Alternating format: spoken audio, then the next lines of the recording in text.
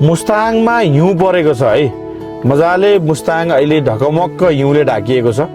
2082 माघ 14 गते आज यो भिडियो बनाउँदैछु। माघ 14 गतेको मुस्ताङ अपडेट। मुस्ताङमा हिउँ परेको छ। धेरैजनाले हामीलाई फोन मार्फत कमेन्ट मार्फत सोधिराख्नु हुन्थ्यो। धेरैले चाहिँ सम्पर्क गरिरहनु हुन्थ्यो। अब हिउँ खेल्नका लागि इन्ट्रेस्टेड हुनेहरूले हिउँले ढकमक्क भएको मुस्ताङ हेर्न चाहनेहरूका लागि एकदमै खुसीको कुरा हो यो। मुस्ताङमा हिउँ परिसकेको छ। हिउँ परेको जानकारी हामीलाई हाम्रो गाडी यति बेला अप्पर मुस्ताङको यात्राको क्रममै छन्। छुसाङमा स्टे गरेका हाम्रा टिमबाट चाहिँ हामीलाई खबर आएको छ। राम कार्कीज्यूले हामीलाई अवगत गराउनु भएको छ। करिब 1 फिट त्यहाँ हिउँ परेको छ।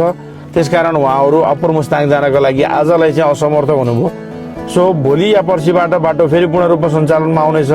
साथै मुक्तिनाथ एरियामा हिउँ परेको छ कि छैन त, लोवर मुस्ताङको पार्टमा हिउँ परेको छ कि छैन त भन्ने विषयमा हामीले वारा गाउँ मुक्ति क्षेत्र वडा नम्बर 1 का वडा अध्यक्ष प्रमेश गुरुङज्यूसँग हामीले फोन सम्पर्क गरेका थियौँ।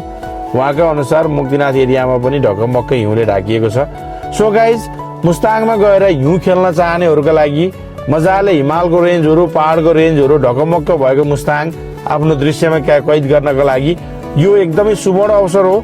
सो हामी कहिलेबाट फेरि हाम्रो यात्रा सुचारू हुन्छ हामी यहाँलाई अपडेट गर्नेछौँ। मोस्ट प्रोबेबली अब बाटोमा रहेको हिउँहरू त भोलि नै आज दिनभरिमै सुक्ला अथवा भोलिसम्ममा सुक्ला। सो भोलि या पर्सिबाट यात्रा पुनः सुचारू हुने कुरा यहाँहरूमा जानकारी गराएँ मैले।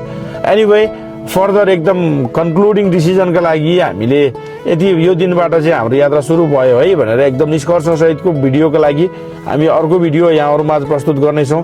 So stay tune and Mustang तथा मनाङ भ्रमणका लागि नमस्ते टुर्स एन्ड ट्राभल यहाँहरूको सेवामा सदैव समर्पित छ।